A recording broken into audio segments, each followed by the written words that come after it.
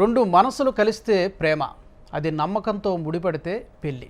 దీనికి మతంతో పని లేదంటారు కొందరు, వయస్సుతో అవసరం లేదంటారు ఇంకొందరు. కానీ ఈ ఇద్దరు మాత్రం జెండర్తో పనేముందని అంటున్నారు. ఆ ఇద్దరు గేలు ప్రేమించుకున్నారు, 8 ఏళ్ళు సహజీవనం చేశారు. ఇప్పుడు పెద్దల్ని ఒప్పించి బంధువుల సమక్షంలో ఒకటయ్యారు. దేశంలోనే తొలిసారి జరిగిన గే పెళ్లికి వికారాబాద్లోని గ్రీన్ ఫీల్డ్ రిసార్ట్ వేదికైంది. దేశంలో ఎల్జీబీటీ వివాహాలకు అనుమతించిన న్యాయస్థానం ఎలాంటి రక్షణ కల్పిస్తోంది? వీళ్ళ పెళ్లిని ఏ చట్టాలు సమర్థిస్తాయి? సెక్షన్ 377పై సుప్రీంకోర్టు తీర్పు వీళ్ళ పెళ్లికి ఎలాంటి భరోసా భద్రతను ఇస్తుంది అనే అంశం మీద ఇవాళ ప్రైమ్ డిబేట్లో మనం డిస్కస్ చేద్దాం. మన దేశంలో తొలిసారిగా మొట్టమొదటి గే వివాహం హైదరాబాద్ వేదికగా తాజాగా జరిగింది. అయితే ఇలాంటి కల్చర్ సాధారణంగా కొన్ని విదేశాల్లో మనం చూస్తూ ఉంటాం. అయితే ఇప్పుడిప్పుడే కొన్ని సంవత్సరాల కిందటి నుంచి కూడా మెట్రోపాలిటన్ సిటీస్లో, కాస్మోపాలిటన్ సిటీస్లో మన దేశంలో కూడా ఈ కల్చర్ మొదలవుతూ ఉంది. అయితే ఇలాంటి వివాహాలని అంగీకరించదగ్గదేనా? సమాజం ఏ మేరకు అంగీకరిస్తుంది? చట్టం ఒప్పుకుంటుందా, ఒప్పుకోదా? మరి దీని పట్ల సాంప్రదాయవాదులు ఏమంటున్నారు అనేది ఇవాళ ప్రైమ్ డిబేట్లో మనం డిస్కస్ చేద్దాం. ఈ డిబేట్లో మనతో పాటు పాల్గొనడానికి కృష్ణారెడ్డి గారు, విశ్వ హిందూ పరిషత్ నాయకులు, అలాగే రచన గారు, ట్రాన్స్జెండర్ మనకి అందుబాటులో ఉన్నారు. అలాగే ప్రసన్న నాయుడు గారు మరి కాసేపట్లో జాయిన్ అవుతారు, అడ్వకేటు, సోషల్ యాక్టివిస్ట్. ముందుగా కృష్ణారెడ్డి గారు నమస్తే అండి. నమస్తే. ఇప్పుడు ఈ లెస్బియన్ మ్యారేజెస్ కావచ్చు, గే మ్యారేజెస్ కావచ్చు, బైసెక్షువల్స్, ట్రాన్స్జెండర్స్, రకరకాల కేటగిరీ ఉంది. ఈ స్వలింగ సంపర్కులు దీని మీద ఎప్పటి నుంచో చర్చ అయితే ఉంది. కాకపోతే మన దేశంలో కొంచెం తక్కువ ఇలాంటి ఈ మ్యారేజెస్, వివాహాలు జరగడం అనేది. అయితే ఈ హైదరాబాద్ వేదికగా జరిగినటువంటి ఈ మ్యారేజ్ని ఎలా చూస్తారో? సొసైటీ అంగీకరిస్తుందంటారా? మీరు ఎలా చూస్తారు? ముందుగా మనం పెరిగిన వాతావరణం, లేకపోతే మన చుట్టూ ఉన్న సమాజంలో ఉన్నటువంటి వాళ్ళకున్న జీవన విధానం, జీవన శైలి అయితే ఏదైతే ఉందో దానికి కొంచెం విరుద్ధంగా ఉన్నట్టు కనిపిస్తూ ఉంది.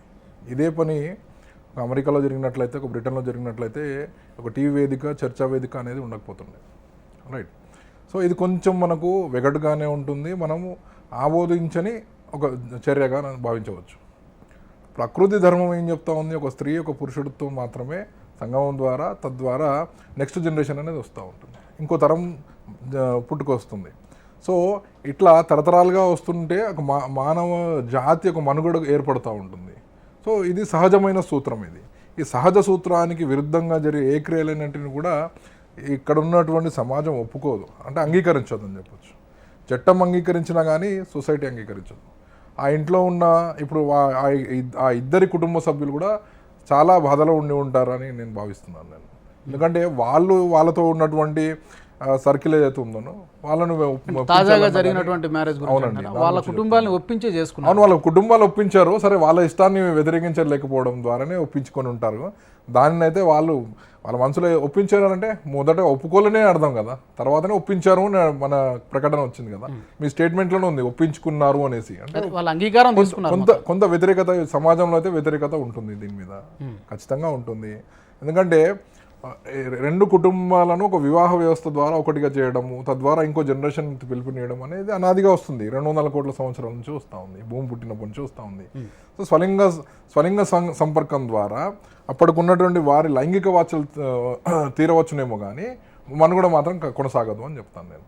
ఇది ఒకరి మీద ఒకరి ఆధారపడే వివాహ బంధం ఏదైతే ఉందో మన దగ్గర కొన్ని తరాలుగా ఉంటుంది అనమాట.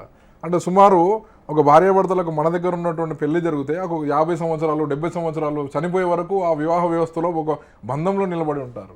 అది నమ్మదగింది, మన దగ్గర ఉన్నటువంటిది. ఈ ఒక వివాహ వ్యవస్థకు విరుద్ధంగా వస్తున్నటువంటి సిస్టమ్, ఒక సంస్కృతి మనది.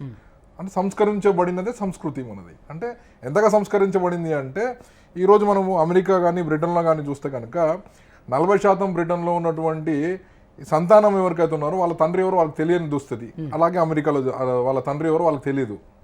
అట్లాగే వాళ్లకు బ్యాంకులో లోన్ కనుక ఆప్షన్, వాళ్ళు ఫామ్ ఫిలప్ చేస్తే కనుక మీ మదర్ మెయిడెన్ నేమ్ అనే ఆప్షన్ ఉంటుంది. ఆ సంస్కృతి, ఆ కాలం ఇప్పుడు మన దగ్గర కూడా క్రెడిట్ కార్డు అప్లై చేస్తే కనుక ఆ కాలం వస్తుంది. దీని వెనుక నేను ప్రశ్నించిన అనమాట, అసలు మదర్స్ మెయిడెన్ నేమ్ ఎందుకు? మన దగ్గర పితృస్వామ్య వ్యవస్థ, ఫాదర్ నేమ్ అడుగుతారు కదా జనరల్గా మనం ఎక్కడ పోయినా కానీ. మదర్స్ మెయిడెన్ నేమ్ అంటే ఇప్పుడు ఆయన రెండో భార్యకు మూడో తండ్రికి పుట్టిన సంతానమా, ఎప్పుడు సంతానమో ఎవరికి తెలియదు. ఆమె ఆండ్రూస్ మాథ్యూస్ ఏదో ఉంటుంది. సో ఆమెకు పెళ్లి కానటువంటి సమయంలో ఉన్నటువంటి పేరు అడుగుతారు, మదర్స్ మెయిడెన్ నేమ్. వాళ్ళ మదర్కి పెళ్లి కానకున్నటువంటి ముందటువంటి పేరు ఏదైతే ఉందో ఆ పేరు అడుగుతారు, మదర్స్ మెయిడెన్ నేమ్, పెళ్లి కానటువంటి పేరు. ఎందుకు అంటే తండ్రి ఎవరైనా ఉండొచ్చు, తల్లి మాత్రం ఒక్కతే కదా సహజ సిద్ధంగా. సో అందుకే అటువంటి ఒక దుస్థితులు వాళ్ళు ఉన్నారు. మనం గర్వంగా పితృస్వామ్య వ్యవస్థలో తండ్రి పేరును వారసంగా తీసుకొస్తూ మనం ఒక గోత్రాన్ని, ఒక కులాన్ని, ఒక ఇంటి పేరును మనం వారసత్వంగా తీసుకొని వస్తాం. మనం మా వంశము అని గర్వంగా చెప్పుకుంటాం. ఇక్కడ ఆ పరిస్థితి ఇప్పుడు మున్ముందు ఆ ఇద్దరి మధ్యలో అయితే జరగదు కదా, సంతానోత్పత్తి జరగదు కదా. అంటే వాళ్ళ పెంపకంలో తప్పు ఉండొచ్చు కాక, వాళ్ళకు మానసికంగా వాళ్ళు కొంత వీక్ ఉండొచ్చు కాక, సో దాన్ని సరిదిద్దాల్సింది. ఓకే, దాన్ని సరిదిద్దాల్సింది. నా దృష్టిలో దీన్ని కొంత మానసిక జాడ్యం అని అంటాను. Okay, I will come back. Krishnareddy garu, Rachana గారు నమస్తే అండి. ఇప్పుడు హైదరాబాద్ వేదికగా హైదరాబాద్ నగరంలో ఒక ఇద్దరు పురుషులు వివాహం చేసుకున్నారు తాజాగానే.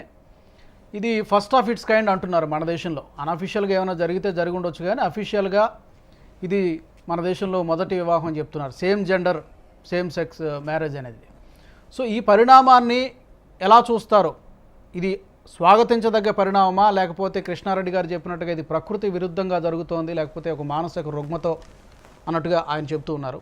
మీ అభిప్రాయం ఏంటి? ప్రకృతి విరుద్ధం మానసిక రుగ్మత విషయానికి తర్వాత వస్తాను. ముఖ్యంగా ఈ వివాహం ఫస్ట్ అయితే కాదండి, ఇంతకు ముందు కూడా చాలా మందికి జరిగింది, చాలా మంది చేసుకున్నారు మన దేశంలో. మనకి లీగల్ హక్కులు లేకపోయినా కూడా 2014లో నాల్సా జడ్జిమెంట్ వచ్చింది ట్రాన్స్జెండర్ సంబంధించి. అలానే 2018లో నవతేజ్ జోహార్ జడ్జిమెంట్, డీక్రిమినలైజేషన్ ఆఫ్ 377 వచ్చింది. దీని వెనక ఒక పెద్ద పోరాటమే LGBTQI సముదాయాలు నడిపాయి, మనందరికీ తెలుసు అది. అండ్ చరిత్ర ఏమిటి అంటే ఎప్పుడు కూడా స్వలింగ సంపర్కులు కానీ, విభిన్న జెండర్లు కలిగిన వారు కానీ, వారి ఉద్యమాలని ఎప్పుడు కూడా సంప్రదాయ పూర్వకంగా వాటిని వ్యతిరేకించడం జరిగింది. ఆ వ్యతిరేకత ఎప్పుడూ ఉంది. అయితే ఇప్పుడు నేను సంప్రదాయము అలాగే కృష్ణారెడ్డి గారు చెప్పినట్టు మిగిలిన అంశాలకు వస్తాను. పితృస్వామ్య వ్యవస్థలో చాలా మంది వ్యక్తులు, కొంతమంది మైనారిటీస్ చాలా బాధలు మాత్రం పడేది అవకాశాలు చాలా ఉన్నాయి. అందులో LGBTQI వారు మైనారిటీస్ గానే ఉంటారు పితృస్వామ్య వ్యవస్థలో. వారే కాదు, ఉదాహరణకి సింగిల్ మహిళలు, పునరుత్పత్తి చేయలేని పురుషులు, అలానే పునరుత్పత్తి చేయలేని మహిళలు, విడోస్, విధవలు, వీళ్ళందరూ కూడా చాలా వివక్షతకు గురవుతారు. సో ఒక సమాజంగా అందరినీ కూడా, మైనారిటీస్ ని అందరినీ కూడా, అందరి రుగ్మతలు, అందరి యొక్క డైవర్స్ చెందిన జెండర్స్ కానీ, సెక్షువాలిటీస్ కానీ తీసుకుని వెళ్లే సంప్రదాయం భారతీయ సంప్రదాయం అని నేను అనుకుంటాను. ఎందుకంటే మన పురాణ ఇతిహాసాల్లో కానీ, అలానే మన దేవాలయాల్లో కానీ, విగ్రహాలకు సంబంధించి అనేక చరిత్ర పరమైన, సంప్రదాయపరమైన ఉదాహరణ మన కళ్ళ ముందు ఉన్నాయి. ఇది సంప్రదాయం నుంచి వేరే భాగం కానే కాదు అని. ఓకేనా? సో పితృస్వామ్య వ్యవస్థని, కులాన్ని, వంశ పారంపర్యాన్ని, పునరుత్పత్తి యొక్క ధ్యేయమే కాదు, ఇద్దరు వ్యక్తుల యొక్క కలయిక గాని, జీవన విధానం గాని అని సుప్రీంకోర్టు ఈ ప్రత్యేకించి 2018 జడ్జిమెంట్ లో చెప్పిందండి. మొట్టమొదటిసారి ఎప్పుడైతే ఢిల్లీ హైకోర్టు దీన్ని డీక్రిమినలైజ్ చేసిందో 2009లో, అప్పుడే చాలా మంది సంప్రదాయవాదులు అన్నారు ఇది అంటే సంస్కృతి, మన కులము, మన ఆచారాలకి వ్యతిరేకంగా వెళ్తుంది ఈ ఉద్యమం అనేది. ఇది మన సంప్రదాయం కాదు, ఇది ఎక్కడి నుంచో విదేశాల నుంచి దిగుమతి చేసుకున్న సంప్రదాయం అని. 2018 జడ్జిమెంట్ లో దాని గురించి కూడా వివరణ ఇచ్చారు. ఏంటంటే కొంతమంది రిలీజియస్ రైట్స్ కి సంబంధించి, ఇది రిలీజియస్ టర్మ్స్ మీద ఏదైతే LGBTQI సముదాయాలకు సంబంధించిన ఇండివిజువల్ రైట్స్ ఉన్నాయో, ఫండమెంటల్ రైట్స్ ఉన్నాయో మన రాజ్యాంగాల్లో, వాటిని ఉల్లంఘించలేము. వాటిని తీసుకువెళ్ళి కొంతమంది లేదా మెజారిటేరియన్ మత సాంప్రదాయాల యొక్క భావన ఉల్లంఘన చెందుతుందని మనము దాన్ని తృణీకరించలేమని సుప్రీంకోర్టు చెప్పడం జరిగింది. సో ఇతిమిద్దంగా ఒకటే డిస్కషన్ మన ముందుకు వస్తుంది. పితృస్వామ్య వ్యవస్థలో కానీ, మాతృస్వామ్య వ్యవస్థలో కూడా ఇది యాక్సెప్టెన్స్ ఉంటుందని నేను అనను. మనమందరం కృషి చేయవలసింది భారతీయ సంప్రదాయంలో diversity and plurality is the whole and own spirit of the constitution of the India. మన భారత రాజ్యాంగంలో డైవర్సిటీ ప్లోరసిటీ అనేది ఉంది. అందరినీ మైనారిటీస్ అందరినీ కులం ప్రకారంగా మైనారిటీస్ కానీ రచన గారు మీరు చెప్పింది కరెక్ట్. కానీ మన సమాజం ఇలాంటి వివాహాలని లేకపోతే ఈ స్వలింగ సంపర్కులను కానీ ఆమోదించగలిగేటువంటి పరిస్థితి ఉందా? నేను అదే వస్తున్నా ఆ విషయానికి. ఆమోదించకపోయినా కానీ అలా సహజీవనం చేసిన వాళ్ళు ఉన్నారు. ఎంతో మంది జీవితాలు కోల్పోయిన వాళ్ళు ఉన్నారు. కృష్ణనాటి గారు చెప్పినట్టు ఆ వివక్షత ఇప్పుడు హోమోసెక్షువల్ LGBTQI కమ్యూనిటీ వాళ్ళ పట్ల వివక్షతే కాదు సమాజంలో.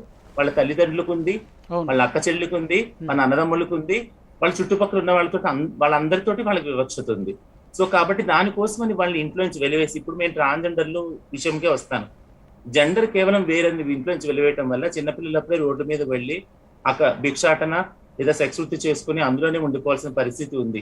అదే ఆ పిల్లల్ని మనం యాక్సెప్ట్ చేసి ఉంటే వాళ్ళు కూడా సమానంగా చదువుకుని ఉద్యోగాలు చేసేవారు కదా. Correct correct. Come back Rachana గారు, మీరు ఏమైనా క్వశ్చన్ అడుగుతారా? క్వశ్చన్ అంటే ఇప్పుడు మనం వాళ్ళని ఏ విధంగా చూద్దాం. దీంట్లో ట్రాన్స్జెండర్ని ఇప్పుడు మనం మాట్లాడుతున్న సబ్జెక్ట్ అది కాదని అనుకుంటాను రచన గారు. ఓవరాల్ గా వాళ్ళు కూడా ఉన్నారు ఆ కమ్యూనిటీలో, అంటే కమ్యూనిటీ ఉంది. వాళ్ళకు 2018లో హక్కు కల్పించిండ్రు, వాళ్ళకు ఉన్నారు, వాళ్ళని ఎవరు కాదనట్లేదు. అంటే మనం సమాజం ఆమోదిస్తుందా ఆమోదించట్లేదా అన్న విషయంలో మాత్రం మనం చెప్తున్నామంది అంటే వాస్తవంగా సమాజం ఆమోదించట్లేదని చెప్తున్నాను.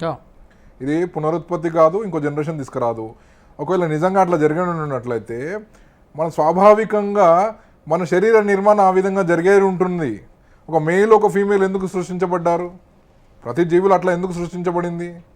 అది బహుశా జంతువులు అట్లాంటి జరగదు. కేవలం మనుషులకు వచ్చేసరికి మాత్రమే ఈ పిచ్చి విపరీతమైన స్టేజ్కి వచ్చిన తర్వాత అంటే కొంత మానసిక రుగ్మత లాగా నాకు అనిపిస్తుంది. సరే మీరు ఖండించండి, మీరు ఇంకేదైనా చేయండి రచన గారు, కాకపోతే ఇది ఇట్లా ఉంటుందని చెప్తా ఉన్నాను. వెల్కమ్ బ్యాక్ కృష్ణారెడ్డి గారు. ప్రసన్న నాయుడు గారు నమస్తే అండి. ప్రసన్న గారు వినబడుతోందా? ప్రసన్న గారు మ్యూట్లో ఉన్నారా మీరు? ప్రసన్న నాయుడు గారు వినబడుతోందా? ఓకే. సో ఒక అడ్వకేట్గా, ఒక సామాజిక కార్యకర్తగా, ఒక మహిళగా ఓకే వినబడుతుంది కదా ప్రసన్న గారు?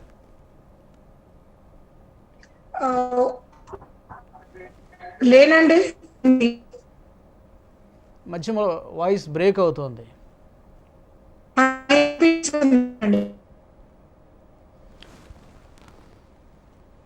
Right, I will come back Prasanna గారు. ఒకసారి మీ నెట్వర్క్ ఒకసారి చెక్ చేయండి. రచన గారు, ఇప్పుడు సాధారణంగా ఇందాక మనం మాట్లాడుకున్నట్టుగా సమాజం కానీ చెప్పండి ఎస్ సమాజం కానీ ఈవెన్ కుటుంబాలు కానీ సొసైటీ కానీ వీళ్ళని ఒకవేళ ఎవరైనా బహిర్గతం అయితే కనుక, వీళ్ళు ట్రాన్స్జెండర్ అనో లేకపోతే గే అనో లెస్బియన్ అనో బహిర్గతం అయితే కనుక వాళ్ళని వెలివేసినట్టుగా చూడడం జరుగుతూ ఉంటుంది. వాళ్ళ నుంచి దూరం జరిగిపోతూ ఉంటారు సొసైటీలో. సో ఎలాగా పరిస్థితుల్ని ఎలా ఫేస్ చేస్తారు? అది ఇంకా చాలా రకాల సమస్యలు ఉంటాయి సొసైటీలో నుంచి ఈ కేటగిరీ వ్యక్తులకి. వెలివేత అయితే ఉంది, వివక్షత వల్ల వెలివేత ఉంది, అలాగే వాళ్ళ పట్ల హింస కూడా ఉంది.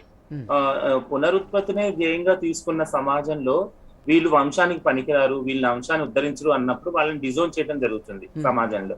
వాళ్ళ సొంత కుటుంబాల నుంచి వాళ్ళని వెలివేయడం జరుగుతుంది. ఇది సోకాల్ 377 జడ్జిమెంట్ లో కూడా ఆ విషయాన్ని డిస్కస్ చేశారు. ఏంటి అంటే ఎన్నో తరాలుగా LGBTQI కమ్యూనిటీ పట్ల జరిగిన ఈ వివక్షతకి మనందరం వి ఓస్ అన్ అపాలజీ, క్షమాపణ చెప్పాల్సిన అవసరం ఉంది. ఎందుకంటే ఇలాంటి మైనారిటీస్ పట్ల జెండర్ ఓరియంటేషన్ విరిగా ఉండటం వల్ల వాళ్ళకి వెలివేతకు గురయ్యి, వివక్షత గురయ్యి, వాళ్ళ పట్ల జరిగే హింస గురించి కనీసం మాట్లాడటం కూడా జరగకుండా వాళ్ళు సూయిసైడల్ అవ్వచ్చు, వాళ్ళని చంపినా కూడా అడిగిన వాళ్ళు లేరు సమాజంలో. అలానే వాళ్ళకి న్యాయం జరిగే పరిస్థితులు లేవు సమాజంలో.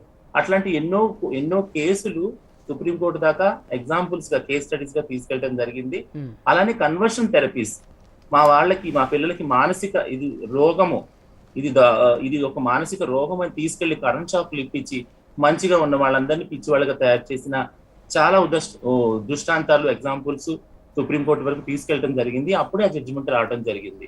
సో ఇది ఒక మైనారిటీ సమాజం. ఎవరి సెక్షువల్ ఓరియంటేషన్ అయితే డిఫరెంట్ గా ఉందో, ఎవరి జెండర్ అయితే వేరుగా ఉందో, వాళ్ళ పట్ల వివక్షత చేయడం వల్ల సమాజంలో వాళ్ళని చిన్న చూపు చూడటమే కాకుండా వాళ్ళ పట్ల అమితమైన హింస, ఇంటిని మొదలుకొని బయట వరకు అమితమైన హింస జరగటం మన కళ్ళ ముందు చూస్తా ఉన్నాం, జరిగింది. అందుకని సుప్రీంకోర్టు దీన్ని డీక్రిమినలైజ్ చేయడం జరిగింది. సో సమాజంలో మార్పు అంటే చట్టం తన పని చేసింది, సమాజంలో మార్పు యాజ్ ఎ సోషల్ బీయింగ్స్ మనమందరం యాక్సెప్ట్ చేయడం స్టార్ట్ చేయాలి. అప్పుడే వారి పట్ల వివక్షత, హింస తగ్గించగలం. Okay, I will come back. Rachana garu, Hyderabad నగరంలో తాజాగా ఇద్దరు పురుషులు వివాహం చేసుకున్నారు. అయితే ఇలాంటి కల్చర్, ఇలాంటి సాంప్రదాయం పాశ్చాత్య దేశాలకి అంగీకరించదగ్గరేమో, కానీ మన దేశంలో ఇది సాంప్రదాయానికి విరుద్ధంగా ఉంది అని వాదించే వాళ్ళు ఉన్నారు. లేదు, ఇది స్వాగతించదగ్గ పరిణామం, ఎంతో కాలంగా ఇలాంటి వ్యక్తులు వివక్షకు గురవుతున్నారు అనేటటువంటి వాదనలు కూడా వినిపిస్తున్నాయి. ఎవరి వాదనలో నిజమెంత, ఎవరేమంటున్నారు అనేది డిబేట్లోకి వెళ్దాం. ప్రసన్న నాయుడు గారు, నమస్తే అండి. నమస్తేనండి. ప్రసన్న గారు, ఒక అడ్వకేట్గా, ఒక సోషల్ యాక్టివిస్ట్గా, ఒక మహిళగా ఏం చెప్తారు? అసలు ఇలాంటి వివాహాలని ఇప్పుడున్నటువంటి మన చట్టం అంగీకరిస్తుందా, లేకపోతే చట్టం ఆల్రెడీ అంగీకరించిందండి సుప్రీంకోర్టు? కానీ యాజ్ ఎ ఉమెన్గా, యాజ్ ఎ సోషల్ యాక్టివిస్ట్ అనుకోండి, ఇంకా ఏ విధంగానైనా అనుకున్నా కానీ దీన్ని మాత్రం అంగీకరించడానికి పర్సనల్గా ఇష్టం లేదు, మీకు వ్యక్తిగతంగా? ఎందుకంటే ఒక్కొక్కరి అభిప్రాయం ఒక్కొక్కరిది. దీంట్లో ఆల్రెడీ సృష్టి ఒక అంటే ధర్మం ప్రకారంగా పద్ధతిగా పోతున్న దాన్ని సొంతంగా దాన్ని సాంప్రదాయం అని చెప్పి కొత్తగా తీసుకొచ్చి, లేని సాంప్రదాయాలను తీసుకొచ్చి క్రియేట్ చేసి ఒకరు చెప్పిన దాన్ని మేమంతా ఫాలో అవుతున్నాం అని చెప్పడం అనేది మాత్రము వ్యక్తిగతంగా మాత్రం అసలు దాన్ని ఖండించడానికే మేము చూస్తున్నాము. ఎందుకు అనే దాంట్లో చాలా విషయాలు ఉన్నాయి. ఫస్ట్ ఆఫ్ ఆల్, భార్యాభర్తలు ఉండడమే మనం నెంబర్ ఆఫ్ కేసెస్ విడాకుల వరకు పోతున్నాయి. నెంబర్ ఆఫ్ ఫ్యామిలీస్ చాలా ఇబ్బందులలో పడుతున్నారు, పిల్లలు ఇబ్బందులలో పడుతున్నారు. ఎన్నో సాంప్రదాయం పద్ధతిలో పోతున్నాయి, మనకి ఎన్నో ప్రాబ్లమ్స్లలో ఉన్నాం. ఇది ఏమంటే టైం పాస్ కాక, పద్ధతి పాడు లేకుండా, ఒక పెద్దలనే అంటే ఒక సొసైటీని ఖరాబ్ చేయడానికి ముందుకు తీసుకెళ్తున్న ఒక వ్యవస్థ. ఈ ముందు దీనికి ట్రాన్స్జెండర్లకి సంబంధం లేదు. వాళ్ళని అసలు వాళ్ళ గురించి మనం వాళ్ళదంతా కూడా వ్యక్తిగతంగా ఒక యూనిటీగా వెళ్తారు, వాళ్ళదంతా వేరు. ఈ అబ్బాయిలు పెళ్లి చేసుకునేది ఏదైతే ఉందో ఇది కంప్లీట్, నేను విరుద్ధం అని సృష్టి ఇదంతా కూడా అనట్లేదు.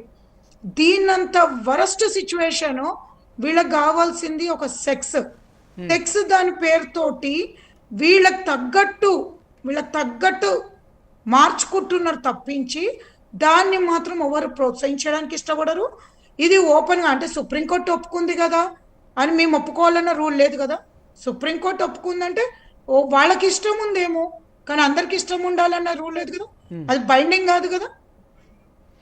కానీ ఒకటి ప్రసన్న గారు, ఇది పెళ్ళి లేకపోతే సెక్సువాలిటీ చాయిస్ కానీ ఇవన్నీ కూడా వ్యక్తిగతం. సో వ్యక్తిగతంగా ఇష్టాలని సమాజం అంగీకరించకపోవచ్చు, కానీ వాళ్ళు వివక్షకు గురవుతున్నారు, వాళ్ళని చిన్నచూపు చూస్తున్నారు. కేవలం సెక్స్ ఒకటే ఇద్దరు వ్యక్తుల మధ్య బంధం కాదు, ఇంకా చాలా అంశాలు ఉంటాయి, కంపానియన్షిప్ అని వాళ్ళ వైపు వాదనలు వాళ్ళు చెప్తూ ఉన్నారు. దానికి ఏమంటారు సార్? ఫ్రెండ్స్ లాగా అబ్బాయిలు ఉన్నారు, అమ్మాయిలు ఉన్నారు. అమ్మాయిలను ఎవరు విడదీయరు, అబ్బాయిలని లైఫ్ లాంగ్ ఎవరు విడదీయరు. ఆ రిలేషన్షిప్ ని ఎవరు కూడా తప్పు కూడా పట్టారు. ఆ రిలేషన్షిప్ ని అందరు కూడా ఇంకా చచ్చేంత వరకు వాళ్ళందరూ కలిసి ఉంటారు అనేసి అనుకుంటాం. ఇది అనేది దేనికోసం వీళ్ళిద్దరు ఒక ఇంట్లో ఉందాం అనుకుంటున్నారు. చిన్న మాట, వీళ్ళని ఎక్కడ తిరిగినా ఎవరు ఆపేటోళ్ళు లేరు, ఏం లేదు. కానీ ఒక ముడి వేసుకొని దీని మ్యారేజ్ని మొత్తం కూడా వీళ్ళు వ్యక్తిగతంగా మ్యారేజ్ కాన్సెప్ట్ని మొత్తం కూడా వరస్ట్ సిచ్యువేషన్ తీసుకొస్తున్నారు అనే దానికి పెద్ద ఉదాహరణ ఇట్లాంటి వాళ్ళు. వీళ్ళు ఏదో పెద్ద ఘనకార్యం చేసిండ్రని మనం ఎవరం కూడా అనుకోవద్దు. దీనంత వరస్ట్ సిచ్యువేషన్ ఇంకోటి లేదు అని మనం అనుకోవాలి. Okay Prasanna garu, I will come back. Krishnareddy garu, గతంలో చాలా ఉదాహరణలు జరిగాయి. అందులో ఒకటి మీకు ఉదాహరణ చెప్తా. ఒక వైఫ్ అండ్ హస్బెండ్ పెళ్లి చేసుకున్న తర్వాత కొన్ని సంవత్సరాల తర్వాత అతను గే అన్న సంగతి, పిల్లలు కూడా ఉన్నారు, పిల్లలు అయిన తర్వాత కూడా అతను గే అన్న సంగతి ఆమెకు తెలిసింది. ఆమె హైలీ ఎడ్యుకేటెడ్, మంచి పొజిషన్లో ఉన్నారు. ఆమె సూసైడ్ చేసుకున్నారు. భర్త గే అని తెలిసిన తర్వాత సూసైడ్ చేసుకున్నారు. దీన్ని ఎలా చూడాలి? ఇలాంటి ఇన్సిడెంట్స్ చాలా జరిగాయి. దీన్ని అరికట్టాల్సిన అవసరం అయితే ఉంది. అంటే ఈ వ్యవస్థ అనేది ఒకటి ఉంది మనకు సొసైటీలో. ఆ వ్యవస్థను ఖచ్చితంగా వీళ్ళు కూడా భాగం కావాలి అని ఒక కంపల్షన్ తేవడం వలన వాళ్ళ తల్లిదండ్రులు ఫోర్స్ కావచ్చు, తల్లిదండ్రులకు ఆ విషయం తెలిసి కూడా ఉండొచ్చు, అయినా కూడా మ్యారేజెస్ చేస్తున్నారు. అంటే పెళ్ళి అయిన తర్వాత మారతారేమో అనే దీంతో. కానీ అవతల మరొక వ్యక్తి లైఫ్ స్పాయిల్ అవుతుంది ఇలాంటి ఉదాహరణలో. సో ఏమంటారు? ఇప్పుడు ఇందాక ప్రసన్న గారు కూడా చెప్పినట్టుగా వాస్తవంగా కూడా మనము అంగీకరించాల్సిన విషయాలు చాలా ఉంటాయి. తల్లిదండ్రులు పిల్లల యొక్క ప్రవర్తనను ఎప్పుడైతే నోటీస్ చేయరో, ఎప్పుడైతే పిల్లలను కేవలం మార్కుల కోసం కానీ ఉద్యోగాల కోసం కానీ కేవలం అక్కడ వరకు మాత్రమే చూడడం మొదలుపెట్టినరు. నిన్నటికి నిన్న ఇంటర్మీడియట్ ఫస్ట్ ఇయర్లో ఫెయిల్ అయితే సూసైడ్ చేసుకుంది. ఎందుకు సూసైడ్ చేసుకుంటున్నారు? వీళ్ళకు జీవితం పట్ల ఒక స్థిర చిత్తాన్ని కానీ మార్గదర్శకత్వం కానీ చేసే స్థితిలో ఈరోజు సమాజం లేకుండా పోతుంది. ఇప్పుడు ఆ గేర్లు పెళ్లి చేసుకున్న విషయంలో కూడా మనం అట్లాగే చూస్తే కనుక మామూలుగా చెప్తున్నాను. ఇప్పుడు ప్రతి ఒక్క విషయంలో కూడా చెప్తా ఉన్నాను నేను. అంటే ఈ ఒక్క విషయమే కాదు, అంటే పిల్లల ప్రవర్తన పెద్దవాళ్ళ మీదే ఆధారపడి ఉంటుంది. పెద్దవాళ్ళు ఎప్పుడైతే వాళ్ళ పిల్లలను పట్టించుకోవడం మానేస్తున్నారో ఇటువంటి మానసిక రుగ్మతలకు అన్నిటి కూడా వస్తారు. మానసిక వైకల్యం ఎక్కడి నుంచి వస్తుంది అంటే అక్కడి నుంచి వస్తుంది. వీళ్ళు కేవలం చదువులు, మార్కులు, ఉద్యోగాలు, దానికి మించి అసలు వారు ఏం చేస్తున్నారు, నువ్వు మార్కులు రాకున్నా సరే, నువ్వు ఫెయిల్ అయినా సరే నువ్వు జీవితంలో స్థిరపడతావు అని చెప్పగలిగిన ఎంతమంది పేరెంట్స్ ఉన్నారు? ఎంతమంది మాకు ఐఐటీలో రావాలి, లేకపోతే ఐఎంలో రావాలి, ఇంజనీరింగ్ చేయాలి, మంచి ఉద్యోగం కొట్టాలా, దీని మీదనే మాట్లాడుతున్నారు తప్ప వాళ్ళ యొక్క అంటే ఈ వీర్యత్వంని కానీ, అంటే వాళ్ళ కాన్ఫిడెన్స్ లెవెల్స్ కానీ, ఇవన్నీ సమాజంలో బతకాలంటే కేవలం చదువు మాత్రమే ఉండాలని ఒక దీంట్లో దృక్పథంలో వెళ్తూ ఉన్నారు ఈరోజు తల్లిదండ్రులు అందరూ కూడా. కనీసం చదువుకు విద్యకు తేడా తెలియలేనటువంటి పరిస్థితులు మన సమాజం ఉంది. చదవడం వేరే, విద్య వేరే. వాడు ఏదైనా స్కిల్ఫుల్గా జాబ్ చేయొచ్చు. చాలా తక్కువ చదువులతోనే కోటీశ్వరులైన ఎంతో మంది మనకు పారిశ్రామికవేత్తలు తెలుసు. అదే ఎక్కడికి వెళ్తుందంటే మనందరం కూడా కేవలం చదువు మాత్రమే మనకు కావాలి, పట్టా మాత్రమే ఉండాలి అనేది ఆ యాంగిల్లో చూస్తూ వీళ్ళ నైతిక విలువలు ఎటుపోతున్నాయి, ఫోన్లో ఏం చూస్తున్నారు, వీళ్ళకి అసలు ఎట్లా ఉంది, వీళ్ళు ఆ పక్కన వాళ్ళతో ఎలా ప్రవర్తిస్తున్నారు, వీళ్ళ యొక్క మానసిక చిత్త చాపల్యం ఎట్లా ఉంది, ఇవన్నీ అసలు ఏది పట్టించుకోవడం లేదు. వెనకడికి అన్నీ పట్టించుకునే వాళ్ళు, ఇంట్లో పెద్ద కుటుంబం ఉండేది, ఇప్పుడు అన్ని చిన్న కుటుంబాలు అయిపోయినాయి. చిన్న కుటుంబాల్లో మరీ సంకుచిత భావాలు అయిపోయినాయి. ఇల్లు పెద్దగానే మనసులు మాత్రం చాలా సంకుచిత భావాలు అయినాయి. ఇక్కడ ఏమవుతుందంటే పిల్లల మీద వీళ్ళ శ్రద్ధ చూపించకుండా ఇదంతా కూడా ఇటువంటి కార్యక్రమాలకు వెళ్తా ఉంది. మనకు ఫోన్ అందుబాటులో ఉంది. ఫోన్లో వచ్చిన తర్వాత వీళ్ళు ఎటువంటి చూస్తున్నారు కార్యక్రమాలు, మొట్టమొదట వీళ్ళు ఫోన్ సైట్స్కి అలవాటు పడతారు. ఫోన్ సైట్లో అది కాకుండా ఇట్లా గే సంస్కృతి, లెస్బియన్ సంస్కృతి ఇవన్నీ ఉన్నాయి దాంట్లో. సో వాటికి వీళ్ళందరూ కూడా వాటికి లొంగిపోయి వీళ్ళ వయస్సును వీళ్ళు కంట్రోల్ చేసుకోకుండా ఉండి ఇటువంటి పిచ్చి పిచ్చివన్నీ కూడా చూసి అటువైపు వ్యామోహం చెంది అటువైపు దారితీస్తున్నాయని నేను అంటున్నాను. కృష్ణారెడ్డి గారు మీరు చెప్పింది ఓకే. మీరు చెప్పింది పాశ్చాత్య సంస్కృతి ప్రభావం, పోర్న్ సైట్లనండి, లేకపోతే పెరిగి పెద్ద అయిన తర్వాత చుట్టూ ఉన్న సమాజం అక్కడ పరిస్థితులు చూసి నేర్చుకున్నారని మీరు అంటున్నారు. అవును, నిన్న కూకట్పల్లిలో కూడా అదే జరిగింది కదా.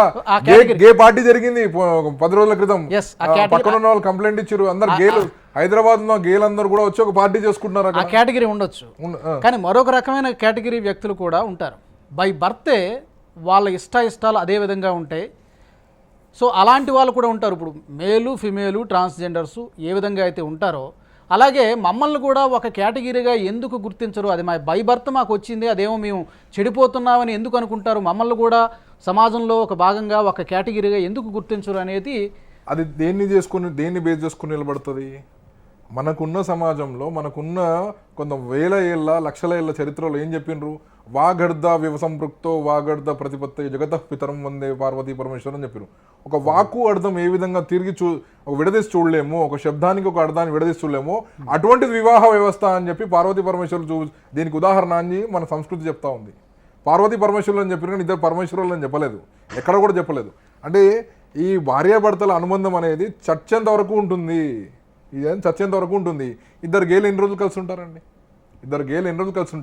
వాళ్ళ ఆర్థిక పరిస్థితుల్లో ఒకరిది మంచిగా ఉండి ఒకటి చెడిపోతే కనుక తక్షణం వాళ్ళ 10 రోజులు కూడా ఉండదు వాళ్ళ ఆర్థిక పరిస్థితి సరిగ్గా లేకపోతే కనుక. ఒకరికి అప్పులు ఉండి ఒకరికి మంచిగా ఉంటే కనుక వాళ్ళ అసలు బంధమే నిలబడదు. ఒక సహేతుకమైన బంధం కానే కాదు అది. సశాస్త్రీయమైన బంధం కానే కాదు అది. అది ఎట్లా నిలబడుతుంది సమాజంలో? ఏ నమ్మకం మీద నిలబడుతుంది? భార్యాభర్తలు కనుక పెళ్లి చేసుకున్నట్లయితే వాళ్ళకి పిల్లలు పుడతారు, సంతానం అవుతుంది. పూర్ణమద పూర్ణమిదం పూర్ణాత్ పూర్ణముదచ్యతే అని అంటారు. ఒక కుటుంబ వ్యవస్థ పూర్ణమైతే అక్కడి నుంచి వచ్చిన 2 పూర్ణాల నుంచి 2 వ్యక్తులు వచ్చి మళ్ళీ ఒక కుటుంబం ఏర్పరచుకుంటారు, సమాజంలో భాగస్వాములు అవుతారు, వాళ్ళ పిల్లలు వస్తారు, ఇంకొక కుటుంబం నుంచి ఇంకో పిల్లలు వస్తారు, వాళ్ళు కూడా ఇంకో కుటుంబాన్ని ఏర్పరుస్తారు. అట్లా సమాజం ఏర్పడుతుంది, సమాజం ద్వారా నాగరికత వస్తుంది, అట్లాగే నగరం నిర్మితం అవుతుంది, దేశం నిర్మితం అవుతుంది. వీళ్ళ వల్ల ఏమి ఉపయోగం సమాజానికి? అసలు ఏమైనా ఉపయోగం ఉందా వీళ్ళ ద్వారా? వాళ్ళ ఇంటికే ఉపయోగం లేదు, వాళ్ళ బంధానికే లేదు. కృష్ణారెడ్డి గారు వచ్చారు, నా సారీ టు ఇంటరప్ట్. ఇప్పుడు గేస్ కానీ లెస్బియన్స్ కానీ వీళ్ళు ఎవరైనా కూడా ట్రాన్స్జెండర్స్ కానీ చాలామంది వాళ్ళ రంగాల్లో అత్యున్నతమైనటువంటి స్థానాల్లో ఉన్న వాళ్ళు కూడా ఉన్నారు. ఉండవచ్చు కాక,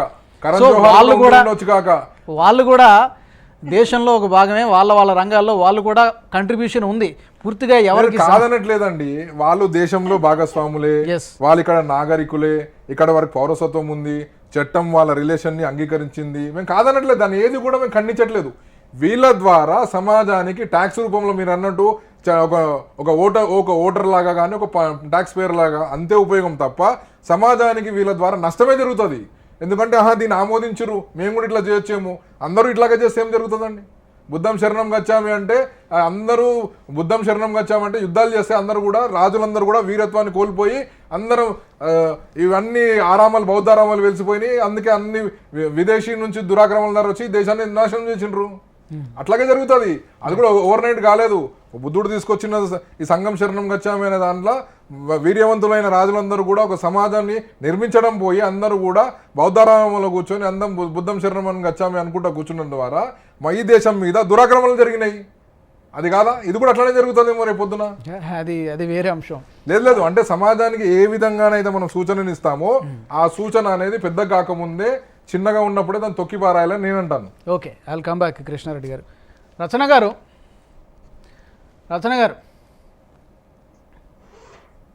గారు అందుబాటులో ఉన్నారా?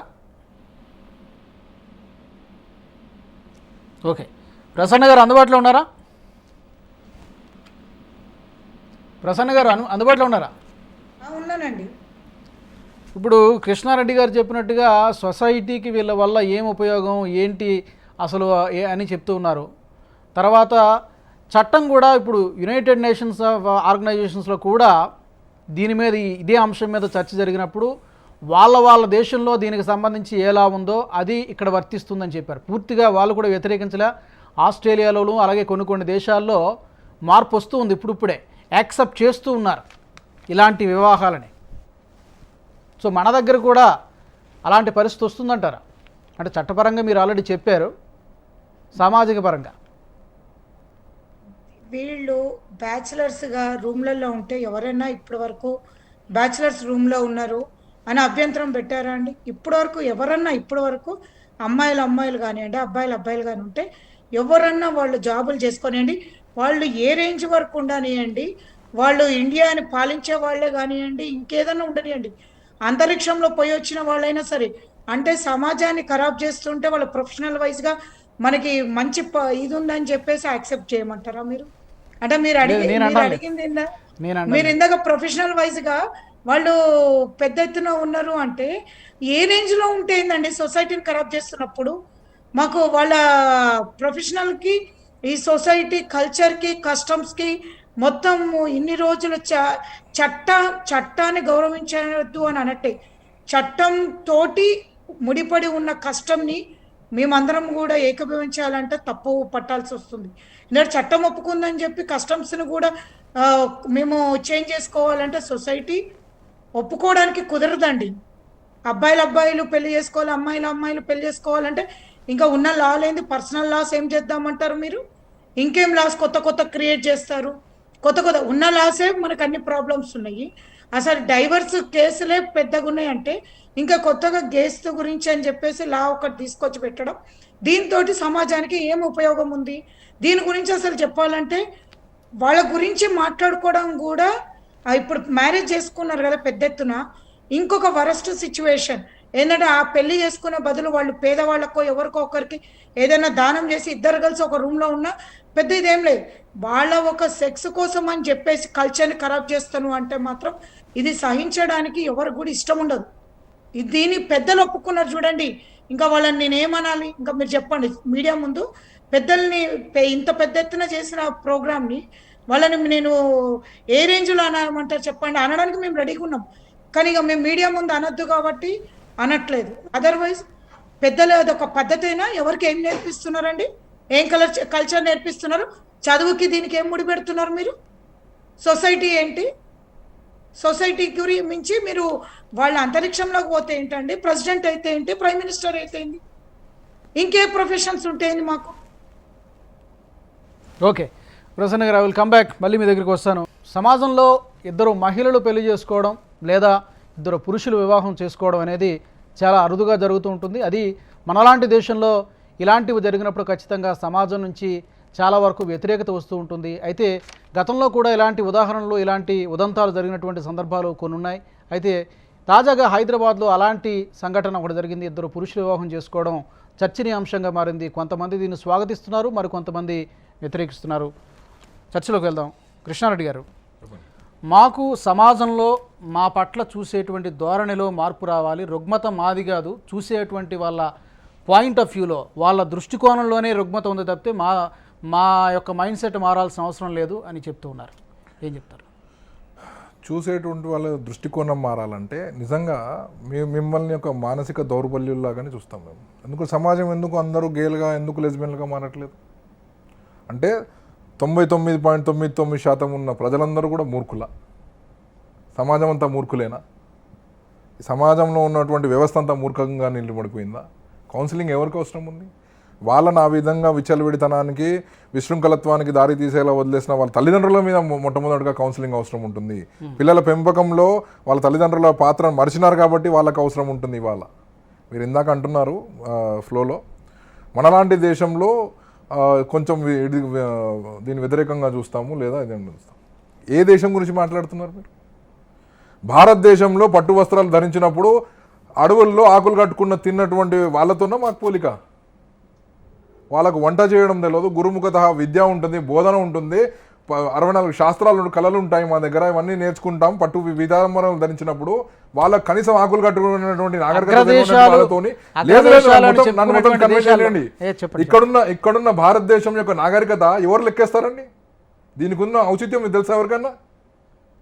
అసలు ఎన్ని కళలు ఉన్నాయి, ఎన్ని స్తోత్రాలు ఉన్నాయి, ఎంత శాస్త్రాలు ఉన్నాయి మన దగ్గర తెలిసిన?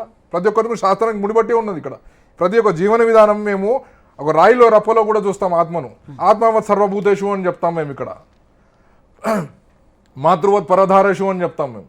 అంటే ప్రతి స్త్రీలో తల్లిని చూడమని చెప్తాం. ఎక్కడ చేస్తున్నారండి? బహుభార్యత్వం ఎక్కడ జరుగుతూ ఉంది? ఏ మతాల్లో ఉంది? ఏ దేశాల్లో ఉన్నది? ఇక్కడ ఇటువంటి పరిస్థితుల్లో ఉన్నాము. ఇంత మంచి మెచ్యూరిటీ నాగరికత ప్రతి ఒక్కరికంటే ఒక 10,000 ఏళ్ళ కంటే ముందే మా దగ్గర నాగరికత వెలిసింది. 9,000 ఏళ్ళ నుంచి ఇప్పటిదాకా కూడా భాష మారినటువంటి ఒక నగరం మారినటువంటి ఒక నగరం మన దగ్గర ఉంది. దాని పేరు కాశీపట్టణం. కాశీపట్టణం 9,000 సంవత్సరాల నుంచి కూడా అప్పటికి అలాగే ఉంది. ఇప్పటివరకు 200 సంవత్సరాల్లోనే వారి భాషను, వారి జాతిని, వారి ఈ నాగరికతను మర్చిపోయినటువంటి దేశాలు కాదు ఇక్కడ ఉన్నది. ప్రతి ఒక్కరు కూడా గురుస్థానంలో ఉన్నాం, విశ్వగురు స్థానంలో ఉన్నాం మనము. అటువంటి నాగరికత ఉన్నటువంటి దేశానికి మీరు నాగరికత నేర్పిస్తారా? వాళ్ళు ఎవరిని చూసి మేము నేర్చుకోవాలి? మమ్మల్ని చూసి వారు నేర్చుకుంటారా? క్రైమ్ ఎందుకు తక్కువ ఉందండి ఈ సొసైటీలో? పోలీసులు ఎంతమంది ఉన్నారు మనకు? వేరే దేశాల్లో ఎంతమంది ఉన్నారు? దారి దోపిడీలు ఏం జరుగుతున్నాయి? మొన్న లాక్డౌన్ విధించినప్పుడు భారతదేశంలో స్వచ్ఛందంగా ప్రతి ఇంటి నుంచి ఉన్నటువంటి వాళ్ళందరూ కూడా దాన ధర్మాలు చేసిండ్రు. అట్లాగే పాశ్చాత్యులు అని చెప్పుకున్నట్టు అత్యున్నతమైన నాగరికత ఉన్నటువంటి దేశాల్లో సూపర్ మార్కెట్ని లూటీ చేసిండ్రు. ఎవరి దగ్గర నాగరికత ఉందండి? ఎవరి దగ్గర దానత్వం ఉంది? ఎవరి దగ్గర ఇవంతం ఉన్నాయి? సో వీళ్ళు మానసిక వైకల్యం ఉన్న వాళ్ళందరూ కూడా వచ్చి వాళ్ళు మా దగ్గర చూసి మమ్మల్ని చూసే ధోరణి మార్చుకోవాలంటే ముమ్మాటికి మార్చుకోం. ఇది కొన్ని లక్షల ఏళ్ళ నుంచి మా దగ్గర నాగరికత ఉంది. కొన్ని లక్షల ఏళ్ళ నుంచి చెప్తా ఉన్నాం మేము. ఒక స్నేహితులు ఎలాగ ఉండాలి, ఒక భార్యాభర్తలు ఎట్లా ఉండాలి, గురువు ఎట్లా ఉండాలి, శిష్యుడు ఎట్లా ఉండాలి, బోధన ఎట్లా జరగాలి, దాని తర్వాత వాళ్ళ వయసును బట్టి వాళ్ళ ఏ ధర్మాలను ఆచరించాలో చెప్తారు. గురుకులం ఎప్పుడు జరగాలి, అట్లాగే సంసారంలోకి ఎప్పుడు రావాలి, వానప్రస్థం ఎప్పుడు తీసుకోవాలి, సన్యాసం ఎప్పుడు తీసుకోవాలి, అవన్నీ గురించి చెప్తాం. చెప్తాం. వాళ్ళు కూడా లేదు. ఇప్పుడు అట్లా ఉంటే మీ డైలాగ్ డెలివరీలో మీ ఫ్లోలో అట్లా మాట్లాడకపోతుండే. నేను దాన్ని ఖండిస్తున్నాను. మీరు మాట్లాడండి. దేని ఖండిస్తున్నారు అంటే ఇట్లాంటి దేశంలో ఉన్నటువంటి వాళ్ళు మనం వ్యతిరేకత చూపించడం సహజంగా చూపిస్తాం మేము. అదే నేను జరిగేదే చెప్పాను. అదే మీరు మన జరిగేది దేశంలో మన అంటే సమాజంలో దాన్ని దీన్ని మీరు accept- తక్కువగా చూస్తున్నారు అంటున్నాను. మేము వాళ్ళను విడిగా చూసేది, వాళ్ళని తక్కువగా చూసేది ముమ్మాటికి వాళ్ళ వాదన, న్యాయమైంది. వాళ్ళు ముమ్మాటికి చెప్పే సమర్థనీయమే. వాదన మీకు చెప్పాను. వారు వాళ్ళను గేలుగా చూడడం ముమ్మాటికి, వాళ్ళను ఒక మానసిక రుగ్మతగా బాధితులనుగా చూడడం ముమ్మాటిగా సమర్థనీయమే. వాళ్ళకు చిత్తచాంచల్యం ఉన్నది. ఒక సెక్స్ కోసము ఎన్నాళ్ళు నిలబడుతుంది వాళ్ళ రిలేషన్షిప్? ఒక భార్యాభర్తల బంధం ఎన్నాళ్ళు నిలబడుతుంది? మనకు తెలుసు ఇక్కడ అమ్మా నాన్నలు, మనకు అమ్మమ్మ తాతయ్యలు, మనకు ఎంతోమంది తరతరాలుగా వాళ్ళని పట్టుకొని నిలబడి ఉన్నది. కుటుంబ జీవనంలో ఉన్నాం మనం అందరం కూడా. ఇక్కడ గే వ్యవస్థ ఎన్ని రోజులు నిలబడుతుంది? Okay, welcome back Krishnareddy garu. Rachana గారు అందుబాటులోకి వచ్చారు. రచన గారు, కృష్ణారెడ్డి గారు చెప్పినట్టుగా అలాంటి బంధాలు ఎక్కువ కాలం, ఎక్కువ సంవత్సరాలు నిలబడవు. కేవలం ఏదో సుఖం కోసమో, సెక్స్ కోసమో, వాటి కోసమే ఉన్నన్ని రోజులు ఉంటూ తర్వాత అవన్నీ కూడా పాసింగ్ క్లౌడ్స్ లాగా ఎక్కడికెక్కడ తేలిపోతాయి అనేటువంటి వాదన అనిపిస్తున్నారు. ఏం చెప్తారు, దాంట్లో ఏకీభవిస్తారా? అంటే ఎంత కాలం ఉంటాయి, ఎంత కాలం ఉండవు అనేది మనం నిర్ణయించమండి. సమాజంలో ఎన్నో రకాల రిలేషన్షిప్స్ సమాజం అంగీకరించకపోయినా అవి వస్తానే ఉన్నాయి, అవి జరుగుతానే ఉన్నాయి.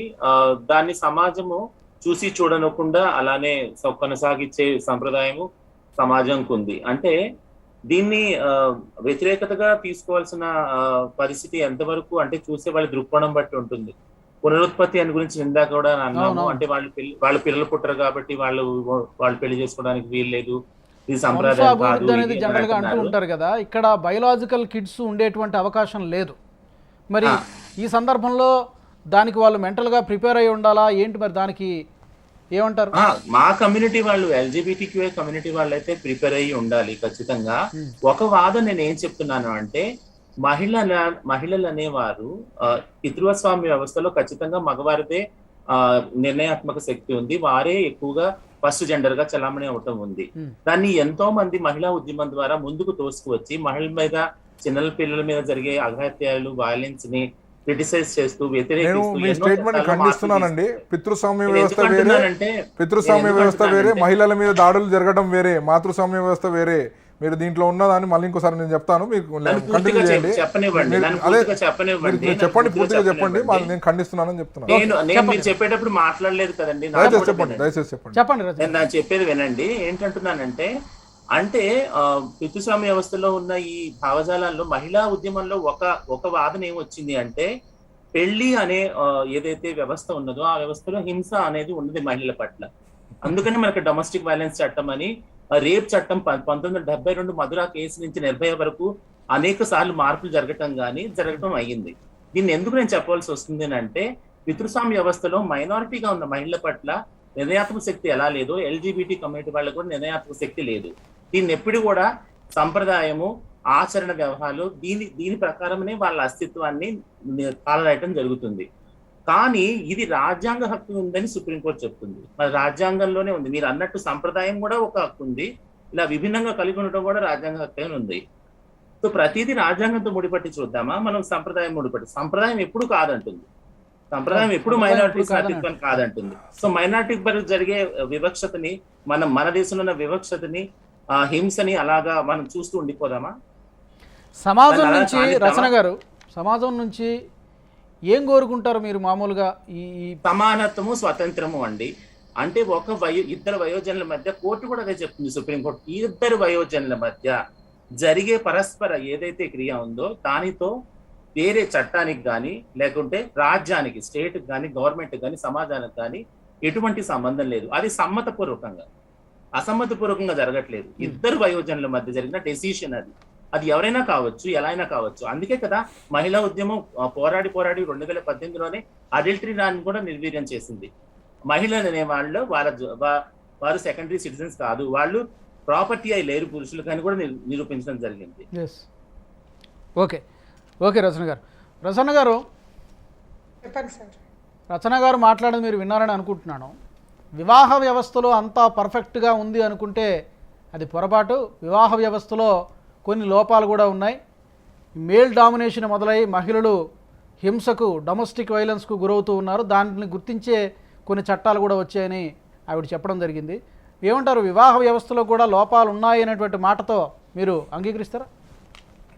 సబ్జెక్ట్ మొత్తం డీవియేట్ అవుతుందండి. యాక్చువల్ గా మన సబ్జెక్ట్ వచ్చి ఇంటర్ రిలేటెడ్ దానికి సంబంధించి ఇంటర్ రిలేటెడ్ కూడా చెప్తున్నా. నేను ఇంటర్ రిలేటెడ్ ప్రసన్న గారు కూడా నేను నేను చెప్తాను. చెప్పండి ఇంటర్ రిలేటెడ్ కూడా చెప్తున్నాను చెప్పండి. మీకు.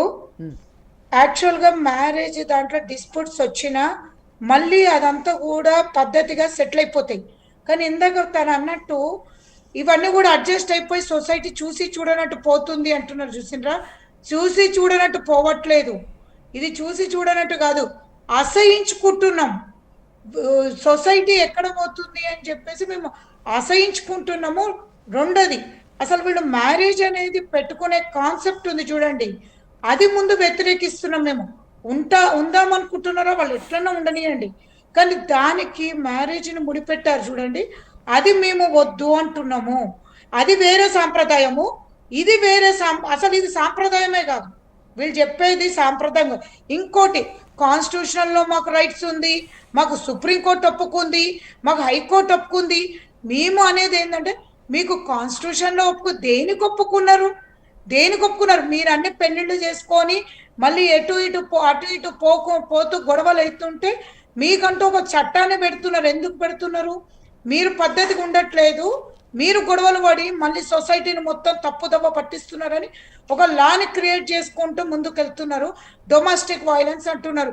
డొమెస్టిక్ వైలెన్స్ మగవాళ్లే కాదండి, ఈవెన్ స్త్రీలు కూడా పురుషులను చేస్తున్నారు. ఇంకా చట్టాలు రాలేదు, ఇంకా ముందు పోతే ఇంకా మగవాళ్ళు కూడా చట్టాలు తెచ్చుకొని కొట్లాటకు దిగే రోజు దగ్గరకు వచ్చింది. ఏమంటే పోలీస్ స్టేషన్లో అది కూడా ఇంకా దగ్గరకు వస్తుంది. మహిళలు చేసే ఇంకా చెప్పాలంటే మహిళలు చేసేది మగవాళ్ళతో పోలిస్తే ఇంకా ఎక్కువనే కనిపిస్తుంది రేషియో. కానీ బయటకు చెప్పుకోకుండా మగవాళ్ళు బతుకుతున్నారు. ఆడవాళ్ళు పెట్టే హింస చెప్పుకోవడానికి కూడా, బాధపడడానికి కూడా ప్లేస్ లేని పరిస్థితిలో వాళ్ళు బాత్రూంలో పోయి ఏడవలసిన పరిస్థితులలో మగవాళ్ళు ఉన్నారు. అంటే మీరు దాన్ని బట్టి ఎవరు కూడా మగవాళ్ళు హింసిస్తున్నారు అనకండి. ఒక మహిళగా ఆడవాళ్ళకి ఇదివరకు ఉన్న రేషియో తోటి పోలిస్తే ఇప్పుడు రేషియో మగవాళ్ళు ఏడుస్తున్నారు, ఆడవాళ్ళు 80% సంతోషంగా ఉన్నారు, 20% బాధపడుతున్నారు. ఇదివరకు రేషియో తోటి పోలిస్తే ఇప్పుడు డబల్ ద రేట్ కోట్లలో మేము చూస్తున్నాము. దానిని మాత్రం మీరు పొరపాటున కూడా పురుష అహంకారం తోటి సొసైటీ నడుస్తుందని ఆ ఒక సొసైటీ పోయి చాలా కాలం అయిందండి.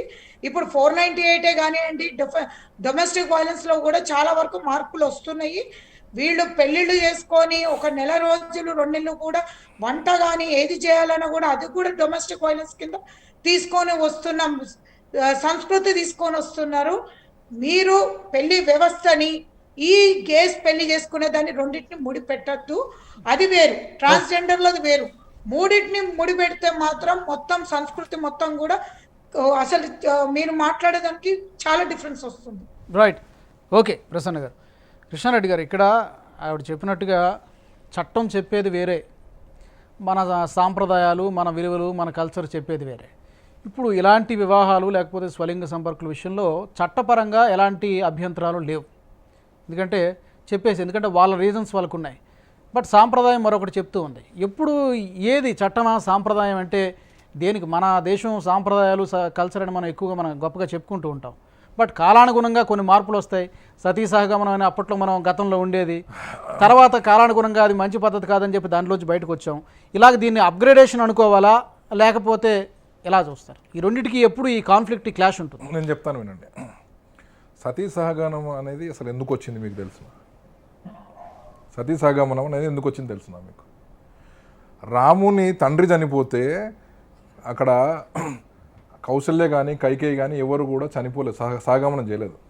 అట్లాగే పాండవుల తండ్రి చనిపోతే పాండవుల తల్లులు సహగమనం చేయలేదు. అంటే మా దగ్గర అనాదిగా లేదు అటువంటి ఆచారం. అది ఎప్పుడు వచ్చింది? ఇస్లాం దండయాత్రలప్పుడు భర్త లేనటువంటి స్త్రీలను చెరబడుతున్నారు. ఎప్పుడైతే పురుష తోడు లేనటువంటి స్త్రీలు ఉన్నారో వాళ్ళ మీద ఇస్లామిక్ దండయాత్రలు చేసినప్పుడు వాళ్ళని ఎత్తుకుపోయేవాళ్ళు. రీసెంట్గా చూసినాం మనం, ఒక 3-4 నెలల క్రితము ఆఫ్ఘనిస్తాన్ దాడి మీద జరిగినప్పుడు ఎప్పుడైతే వీళ్ళు తీసుకున్నారో వాళ్ళు ఏమన్నారు? వితంతు మహిళలు అట్లాగే పిల్లలు వీళ్ళని మాకు వదిలేసి మీరు వెళ్ళిపోండి అని అన్నారు. ఎందుకు? సో ఇటువంటి దాడుల నుంచి రక్షించుకోవడానికి బాల్య వివాహాలు వచ్చినాయి. అంతకుముందు ఏముంది? స్వయంవరాలు ఉండే ఇక్కడ మా దగ్గర స్త్రీలకు స్వయంగా వరుణ్ణి ఎంచుకునే హక్కు ఉండేది. పురుషులకు కాదు అది. స్త్రీలే స్వయంగా తన కాబోయే భర్త ఇట్లా ఉండాలని చెప్పి ఆ స్త్రీ ఎంచుకునేది. పురుషులందరూ లైన్లో నిలబడేది. లేదు, పురుషులందరూ కూడా నిలబడేది, స్త్రీ ఎంచుకునేది. అంటే ఇందాక ఆవిడ చెప్తా ఉన్నారు, ఇక్కడ పితృస్వామ్య వ్యవస్థలో స్త్రీలకు కానీ హింసపడ్డారు. హింస ఎప్పుడు పడలేదండి. నేను దాని గురించి మొత్తం వివరణ ఇస్తాను. నేను సమాజంలో కొంత దాన్ని ఎక్స్ప్లాయిట్ చేసి ఈ కమ్యూనిస్ట్ వాదం ఎవరైతే ఉన్నారో వాళ్ళందరూ కూడా హిందూ సంస్కృతిలో ఉన్నటువంటి మంచిదాన్ని కూడా చెడుగా చూపించడంలో వాళ్ళు సఫలీకృతులైనరు. వాళ్ళకి కావాల్సిన మీడియా సినిమా కానీ వాళ్ళ వైపు చూపించింది, ప్రొజెక్ట్ చేయగలిగింది. కానీ అసలైన హిందూ ధర్మంలో, సనాతన ధర్మంలో ఏదైతే ఉందో ఆ మంచిదానాన్ని ఎప్పుడు కూడా ప్రొజెక్ట్ చేయలేకపోయినరు. మేము చెప్పుకోలేకపోయాం, మా దుర్భాగ్యం అని అనుకోవచ్చు. అట్లాగే ఇప్పుడు వారు చెప్పిన దాంట్లో స్త్రీలు హింసను ఎదుర్కొంటున్నారు. మా దగ్గర స్త్రీని, మాతృమూర్తిని, స్త్రీలకు గుళ్ళు ఉన్నాయి. వేరే ధర్మంలో, మా సనాతన ధర్మం వదిలిపెట్టి వేరే వాళ్ళకు మసీద్లో కానీ చర్చిల్లో కానీ కనీసం ఎంట్రీ కూడా లేదు. మా దగ్గర స్త్రీలకు గుళ్ళు ఉన్నాయి. మాతృస్వామ్య వ్యవస్థలో మేము అద్భుతంగా నిర్మించుకున్నాం వాటిని. మొట్టమొదటి స్త్రీ దేవతని పూజిస్తాం మేము. కృష్ణారెడ్డి గారు, రచన గారు, ప్రసన్న నాయుడు గారు చర్చలో పాల్గొన్నందుకు ధన్యవాదాలు. Thank you very much for joining us. సాంప్రదాయవాదులు ఈ స్వలింగ సంపర్కులను వ్యతిరేకిస్తున్నారు. అయితే మోడర్న్ కాలంతో పాటు మనం కూడా మారాలి, ప్రపంచ దేశాలను చూసి మనం కూడా నేర్చుకోవాలి అని అంటున్నారు లెస్బియన్స్ కానీ, గేస్ కానీ, ట్రాన్స్జెండర్స్ కానీ. మరి ఈ పరిస్థితులు ఎటువైపు దారితీస్తాయనేది మనం భవిష్యత్తులో చూడాలి. ఇది వాళ్ళ prime debate. Keep watching HM TV.